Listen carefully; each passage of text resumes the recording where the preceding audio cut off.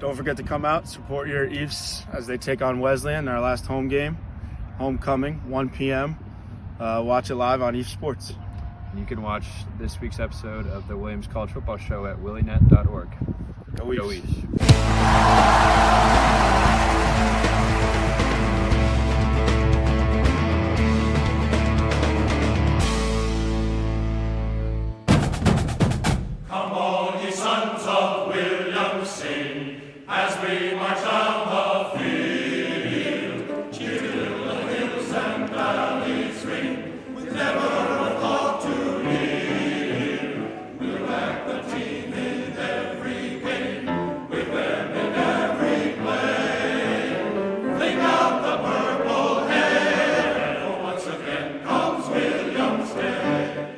Welcome to the Williams College Football Show, brought to you by the Williams Sideline Quarterback Club.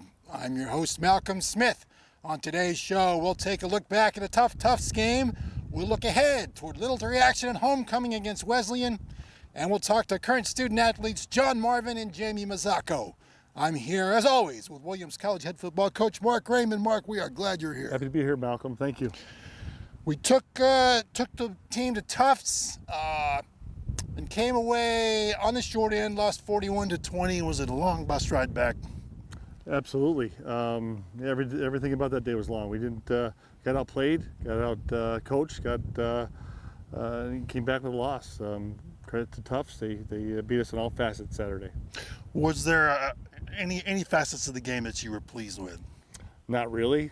I thought our offense did some really good things. Kept us in the game, but unfortunately defensively we just didn't perform at a high enough level. We did give up 335 yards passing, a troubling 20 yards per catch on offense. As you mentioned, we racked up a lot of yardage, but had some critical turnovers. Yeah, I mean, that's what happens when you get down a little bit. You're trying to score every drive rather than just trying to move the football and get positive plays. So it really puts a lot of pressure on the offense, and when that happens, you're bound to get some turnovers. Uncharacteristically for this year's Ephs, we also sort of lost the red zone battle. We allowed Tufts to go 4 for 4 in the red zone, only 1 for 2 ourselves. Yeah, wish we would have played better down there. We just weren't physical enough Saturday, and Tufts were able to put them in. Okay, bright spot, I guess. Zach Falls, the sophomore, 8 catches for 143 yards. He is now first in yards per game in NESCAC and 103 yards. Yeah, Zach had a great game. Again, he's been a guy that he's been very reliable, right? He's made some big plays for us, did so Saturday, and really kept us in the game. All right, Coach, we've talked about injuries on and off this year. There've been a lot of them. You've had a very unusual situation. You came into the year knowing that some key guys, some seniors, are going to be out, and you've moved them into a sort of a student coach role. Tell us about that role a little bit. Oh yeah, those guys have been great. They love their teammates. They love this team, and they weren't able to contribute as players, so they're giving everything back as student coaches, and they've been very valuable for us. All right, well, we will talk to one of them later on, and we're looking forward to it. They've certainly had a big impact, and let's go look at some of the impact they've had on the highlights. Yeah, I believe this is the rushing touchdown here by Matt Bott, kind of off tackle. He bounces outside, some good blocking up front, and wins the race to the corner of the end zone. It's good speed from number 30. Yeah, so he's Matt's quick. You see some real good blocking out front here by our wide receivers, tight ends, Riley right there to finish it off. But really good job. This is the play-action pass post here to Zach. You can see he catches it between 3 different guys. Really well-thrown ball, well-protected, and Zach has found his way into the end zone quite often this year. That was beautiful to see. Yeah, really good throw here too. Owen gets it out there and lets Zach run underneath it. Here's a scramble here by Owen. The guy's got a shot on the open field and he makes a miss. He's got a really a knack for being a really good open field runner. Tuff did a good job covering people up, and Owen was able to. So that was not a designed run. It was not a just designed run. But he saw the opportunity and off he he did. went. There it is. All right, we'll be right back. Welcome back to the Williams College Football Show. I'm Malcolm Smith, and I'm here with two current Williams student athletes, Jamie Mazzacco and John Marvan. And fellas, would you introduce yourself, your name, your number, your position, your year, major, and hometown? My name is John Marvan. I am from Wellesley, Massachusetts. I'm currently a junior studying mathematics and economics, and I am number 9, and I play running back. Great. Jamie, how about you? Jamie Mazzacco. I'm a senior from Monmouth Beach, New Jersey, studying economics and religion.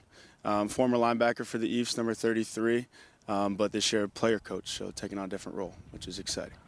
We'll talk about that in just a moment. We want to hear about your family first. You're from Monmouth Beach. Tell us about the folks back there. Yep, it's a beach town, obviously, if you couldn't tell by the name, down in the north part of the Jersey Shore. I'm one of 4. I have 2 sisters and a younger brother. So nothing short of chaos in my house, which has been fun, and messing around with my little brother. And I have an older sister who's been very good to me, and it's led me here. So all things great. Well, very appreciative. John, how about you, your family? Just have an older brother. He is 25, working in New York City. So he's a big role model for me. And then got a dog too, big part of the family. He's just like a sibling as well. So. What's his name? Maverick. Maverick. And Yeah. I guess that's a male dog. It is a male dog, correct. Sounds like a lot of fun. Absolutely. All right, so we talked about Monmouth Beach. You're a Jersey Shore guy. Do you play into that? Tell us about what summers are like in Monmouth Beach. Absolutely. I've been, my whole family are lifeguards, including my parents. When they first met, ran a beach together. My uncles, they run the city of Long Branch Beach down there.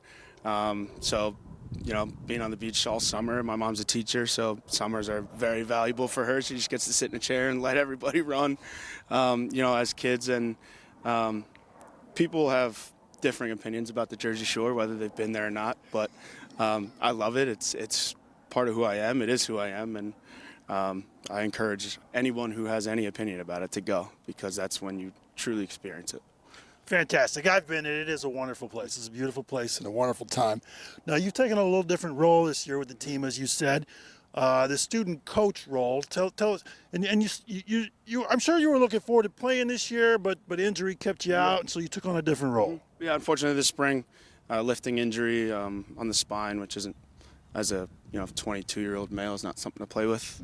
But when it had happened, I was obviously, very eager to get back, but the severity of it, unfortunately, led me to retire. But being on the team that we're on and being in the, having some of the guys that we have and the coaching staff that we have, it was not even a decision about whether I wanted to be around the team or not.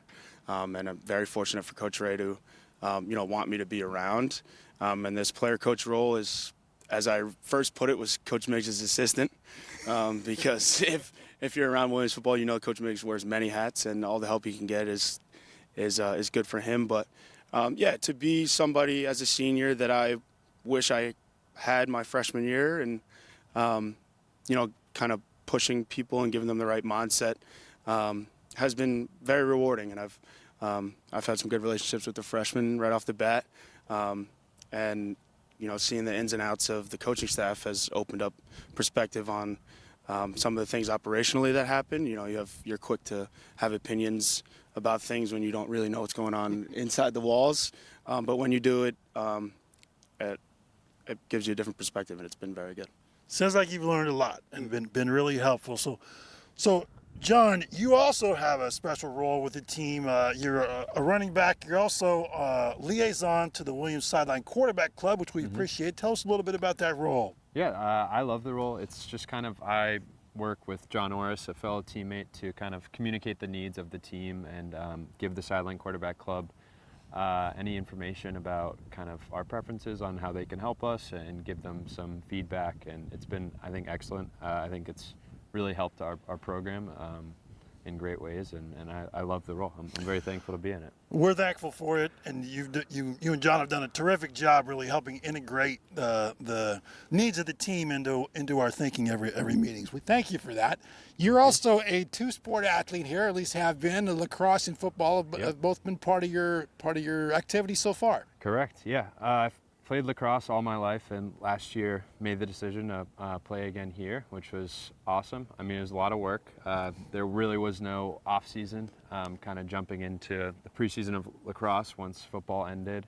But it keeps you busy, and it gives you schedule that I really appreciate. I think I'm kind of a better worker when I have a schedule to work around. And so it was excellent. And the lacrosse coach also, Coach McCormick, has been very good working with two-sport athletes as well. So he understood that, we'll need some more time here and there, just given that, we didn't have the same off season as the rest of the players. So I loved it, and I would recommend anyone that would like to try it to give it a shot. It's a special place to be, and you don't get those opportunities just anywhere. Mm-hmm. Absolutely. Remarkable. So talk to us a little bit about sort of this team here and this football team, Jamie. You've had a little bit of a different perspective this year, if you will, kind of on the outside watching. Talk about the team chemistry and sort of what you've seen from this team this year. Absolutely. I mean, this past year last year we had a lot of fifth years, and since I've been here since my freshman year was kind of the COVID fifth years coming back, and they have the extra year. But, this year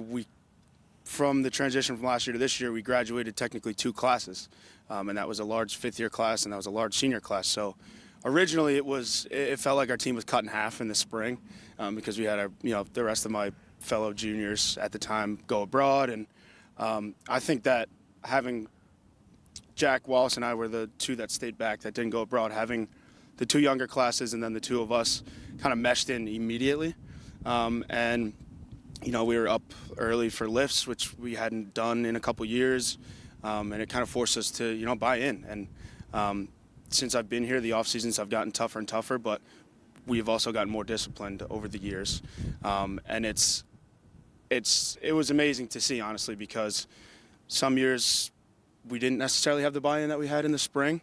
And everybody collectively understood that it took, a certain commitment in January and in as soon as you get here, really, to win in the NESCAC. Because every game matters and every game is very important, especially the last 3, which we're about to get into. But every game matters, and you're at a place like this, which is very demanding, and mentally, physically, everything. And when you have 40 at first, and then guys come in the rest of my grade, it's 80 dudes that buy in.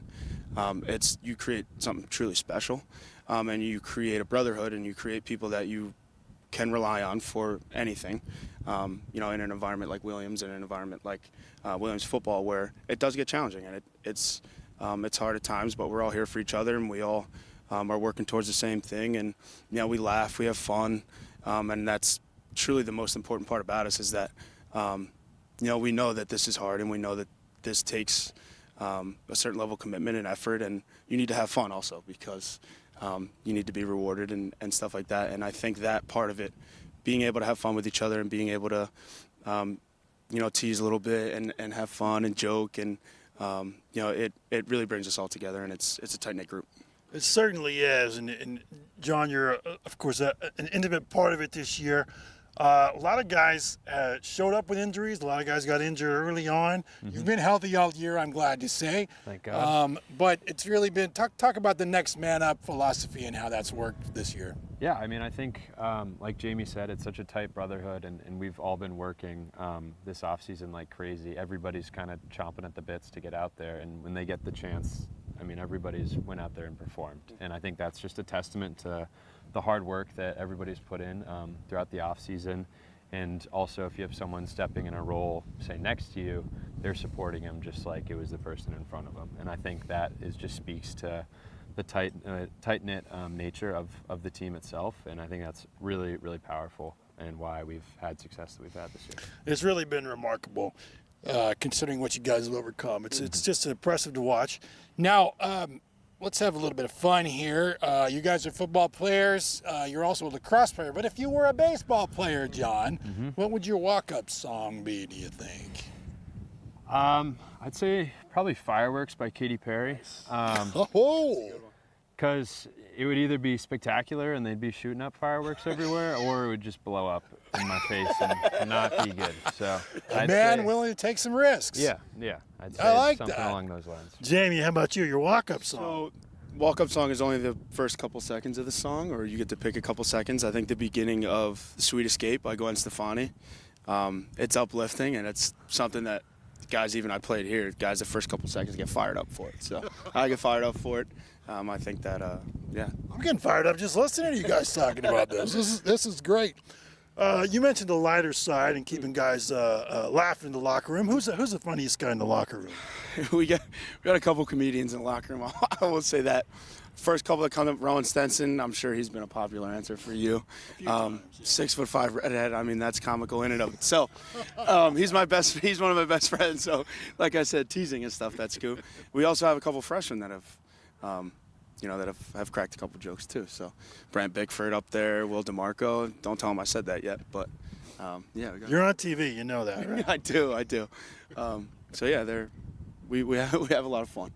All right, John, you want to amplify on any of that? Who do you think's the funniest guy in the locker room? I'm kind of torn between either Will Baker or Zach Falls. Zach Falls is just a guy who's always got a smile on his face that, I mean, it catches on with everybody. No matter how poor of a mood you may be in, you see his big smile in the locker room, and you can't help but smile a little bit yourself. Baker, on the other hand, it's just a funny guy. I think it's one that you might have to see for yourself. I don't know if I could put it to words to do him justice, but he'd probably be one of my top votes as well. All right. Well, we've got a lot of laughter going on and a lot of seriousness too. I don't know if this is a serious note or not. It may be very serious. I want to talk about pizza. New York, New Haven. We're going to give you the first word, John. Yeah, I'd say easily New Haven. I went to Choate Rosemary Hall in Connecticut for high school, so I was very close to New Haven and had the pleasure of trying all the famous spots there. Also, I've been to New York City, and I don't even think it's a competition.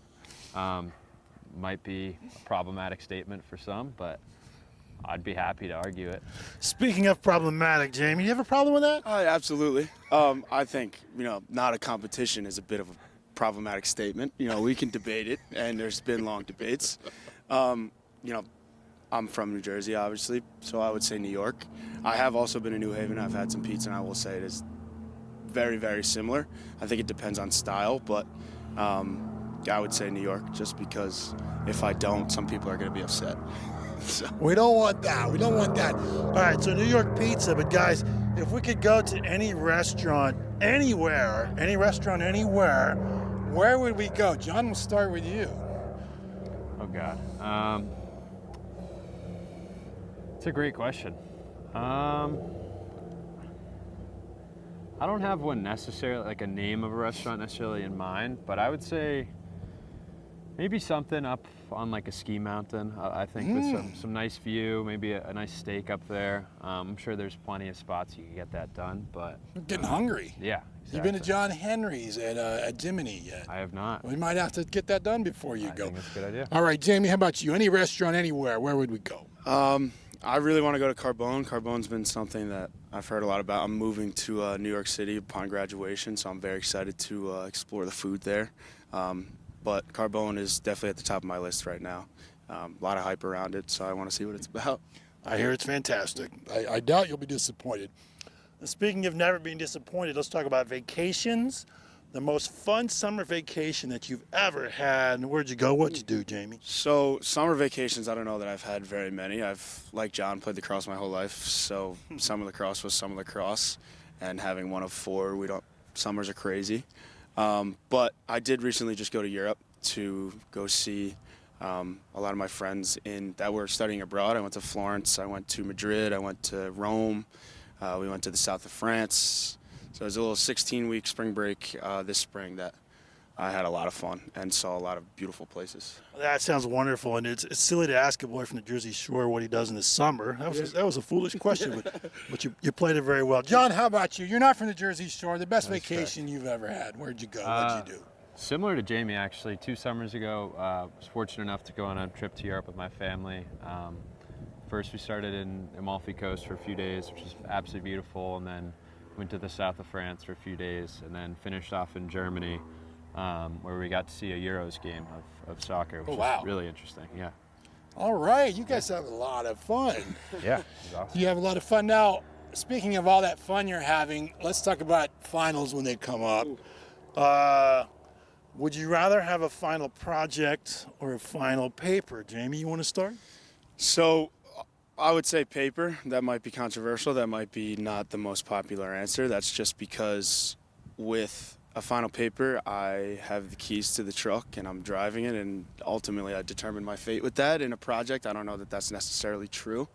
So I would definitely say paper. Likes to drive himself, crash, finish first. It's up to you. No one else to blame. No one else to blame. John, how about you? A final project or final paper? I think project, definitely. I think with almost every project I've been a part of, at least at this school, you get to choose your group.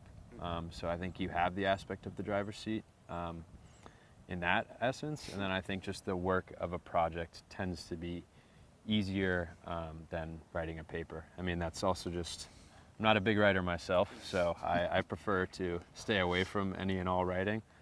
So project tends to have a little bit less. A people person, part of the team, and all that. So talk to us a little bit about sports. Teaches us a lot of values. It teaches us resilience. It teaches coming back from failure. It teaches teamwork. Lots of things. Tell us a little bit about sort of the values and what sports has meant to you and the expression of your own. Yeah, I think the biggest takeaway I've had from sports my whole life is just discipline. I think if you can go to work every day to get better at your sport and pursue that dream you've had, that's related to athletics, it can translate into any other field like seamlessly.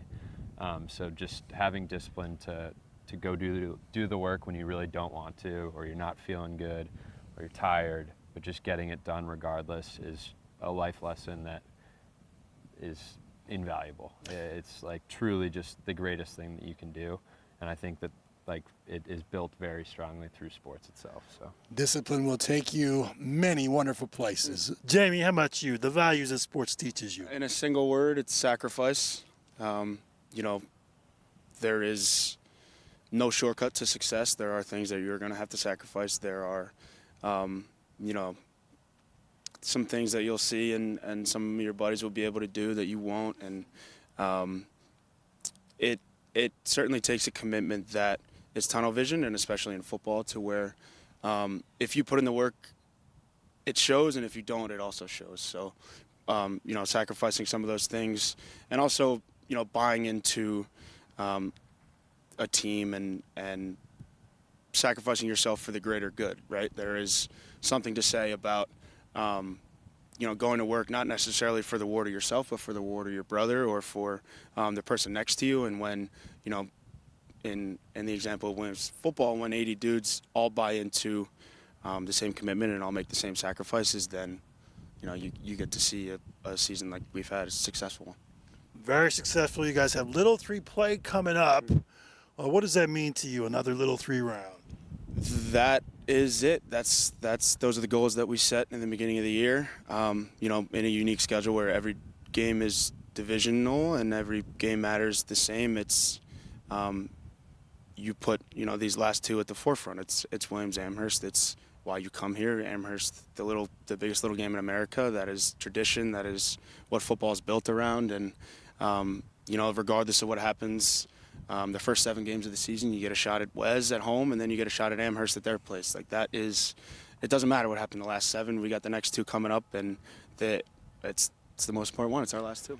John, do you think you'll have any trouble getting ready for Wesleyan and homecoming this weekend? Will you be up for that one? I think absolutely. I think, like Jamie said, those are the 2 you circle on your calendar without a doubt. You could be 0-7 up to this point and still show up for these games. It's a saying that we've always heard is, if you want to be happy forever, beat Amherst. So I think that kind of says it all. And I think it extends the same to Wesleyan as well. It's homecoming. It's a big deal for the school, for the alumni, and everyone will bring it. All right. Well, we know where you guys will be this Saturday. What do you hope to be doing a year from now, Jamie? A year from now, I'd already hinted to it. I'm hoping to be living in the city, thriving, working in commercial risk management, following an internship that I just had in the summer. But yeah, entering the real world, as scary as it sounds, it's exciting. It's exciting. You're going to do very well, I'm sure. John, you'll still be here next year. You're a junior. What do you hope to be doing a year from now? What do you be thinking about? Well, in the spring, I'll be going abroad to Florence, Italy. So I'm very excited for that. That's kind of at the forefront of what I'm looking to in the future. And then hopefully next summer, I'll have an internship. Still working on that part a little bit, but I have faith it'll work out. This good-looking, talented young man, folks, looking for an internship in case anyone out there is hiring. All right, well, guys, thank you again for being with me. Now, I want to make one last appeal to folks to come out for the Kickoff Crew this Saturday. It's senior day, so the seniors will be coming out 15 minutes before game time, which means 30 minutes early, so 12:30 this Saturday. We need the Kickoff Crew right here in the south end zone, and we'll be giving these guys high fives as they take the field against Wesleyan. John, Marvan, Jenny Mazzacco, thank you guys for being with us. Thank you, Malcolm. Thank you. Go Ephs!